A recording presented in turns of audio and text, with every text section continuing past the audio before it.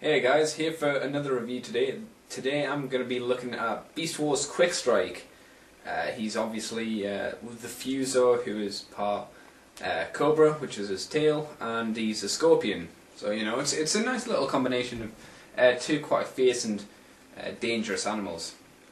And of course we all know and love him from the TV show. So I'll talk about his beast mode first, and first I'll talk about the paint.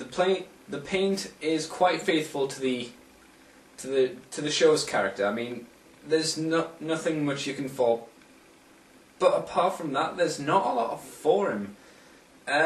He's mainly a see-through plastic, which is a yellow see-through plastic. Bright orange for his legs. This kind of dark browny grey kind of colour for his tail, for his arms, and some light turquoise metallic kind of blue and stuff. So the colours kind of work well. I wouldn't say they're anything special, but because of how he appears in the show, it is very faithful. So I gave this 8 out of 10 for its colour and the paint. The way it looks, it's pretty good. It looks very much like a scorpion, and obviously a weird cross between scorpion cobra. I mean, the tail for it is very nice. I mean, you could just pull off because it's on a ball joint, you could literally pull off the tail and you know, have yourself a little toy snake if you wanted. But you know, it does have some good articulation on it as well. And the general detail across the entire scorpion itself is nice. It's not just plain, but unfortunately there's not a lot of paint to bring out all of the detail that's on this guy. But because it is mostly the see-through plastic, the light shining when the light shines through it and hits the detail, it's really nice to pick out. So I gave the look of it a 7 out of 10. Oh, hold on, I need to check what I've got next. Articulation, because it's quite a simple figure, it's got quite nice articulation. Actually, I lie, it's got very good articulation. His claws open and close, then they're attached to a ball joint, which will become his legs. And then then the grey bit is attached to another ball joint. His head is static, but it can sort of move up and down, but you probably wouldn't want to do that because it's not really worth it, if you know what I mean. The tail is again on a ball joint, and for each, it's got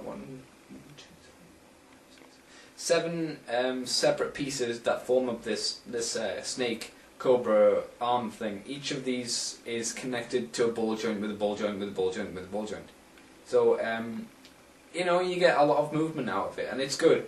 One problem I would say with the articulation for the cobra head anyway is just when you try and bend the head forward, you do get a very big flat piece right at the back, which I'll try and remember to show in the detail part. But it's okay, you can live with it.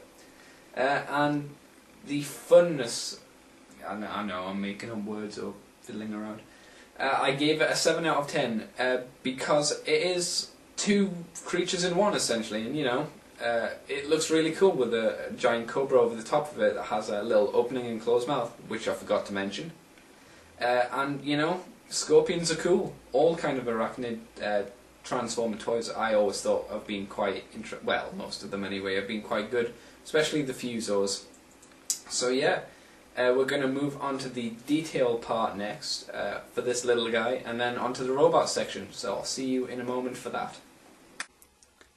Okay, so here is Quickstrike in his beast mode, and you can see a lot of nice little detail like the eyes here, and even across these 2 points you've got some little indentations, which is really nice. It's hard to see, but we'll get that claw out the way. He even has his little pincher, E.T. face hugger thingies. I don't know what the technical term is, so we'll just call them face hugger thingies. The little things that go ee like that. So you know, that's good. It's good that they've got a lot of detail on this head. Essentially, though, it's just a bit you can pull off. But I'm not gonna. If I pull it off, I'll probably snap it. So let's not do that. We'll have a quick look at his claws. Oh god. The only problem with these claws is when they're closed, it's unless you've got one of these nice stiff joints there, you can be fiddling around for hours and you need a pen or something. Luckily this one opens and closes quite nicely. And even in the claw we have little indentations for Prt1 and lines. I don't know why we've got little random lines going inside it, but it's nice detail, and I love the paint detail on it as well. It's really nice. I don't know why they do it, but it makes it a lot less plain and boring. Even on the legs, sorry about that. Even on the legs, you can see that it's not just plain smooth surface. It looks like it's been given some kind of muscle kind of look, because it's all kind of it feels like a muscle that you'd have in like a leg or something, which is good. And it's got indentations in it, lots of little dots and stuff, so it looks like you wouldn't have a smooth surface, which is good. Not much detail on the actual bits here. I think this bit, obviously these become his legs, so these look a lot more robotic, and it kind of comes off with the straight lines and the grey, and it doesn't look quite as organic as the claw, which is good. The scorpion legs, or the spider legs I'd like to call them, are again quite nice. I'll probably show you that more in the other part when he's in robot mode. And again, his back works quite nicely again with the head. Unless you know the toy, you probably wouldn't guess. And well, actually, if you didn't look at the full thing, if you just looked at it from the top like this, you probably couldn't guess, or maybe you could, I don't know, that this is actually his torso. And that's because this the face kind of molds nicely into the back, and it looks really good. I'll just pull it out a little bit. I don't really like the very back part of it though, this part. I know this part flips down and forms his back, but it's something about it I've never been keen on.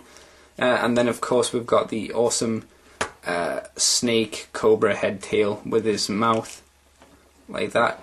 Even inside of his mouth, it looks like it's got a teeny gun there. I guess, but I wouldn't know. Might just be...